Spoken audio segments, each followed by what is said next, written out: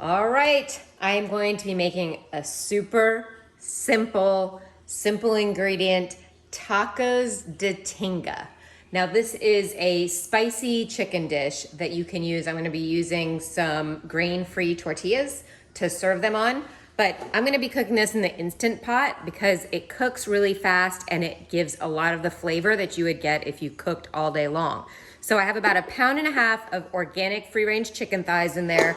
I've already salted them. It's always a great idea to salt your meat ahead of time. It helps bring out those flavors, and it's just a really good idea to salt your meat before you start cooking and add the seasonings as you go. So in my Vitamix here, I have about 1 onion. I have 3 cloves of garlic. I have a handful of fresh parsley. You could also use cilantro. And these are chipotle peppers. Now these you can see I have frozen because I usually don't use a whole container or a whole jar of the chipotle peppers, so I freeze them so that I can pop them out to use for recipes. So that's just a cool little trick. I also have on my blog recipe to make these yourself because some of them do have sugar in the adobo sauce that they come in.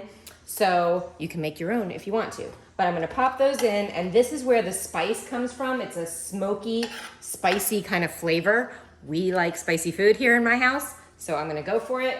I have a can of organic tomatoes here. I'm gonna dump that in. This is a 28 ounce tomatoes, and I'm just using my Vitamix to get the sauce all mixed together. And I'm putting in some free-range chicken broth as well. This will end up being about 1 cup. Okay, so I'm just gonna whiz this up.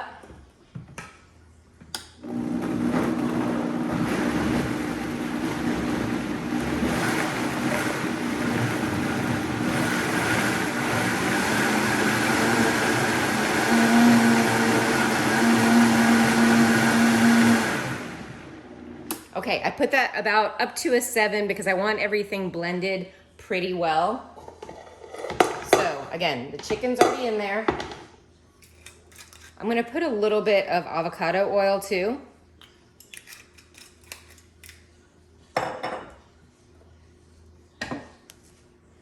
And then I just pour everything in there.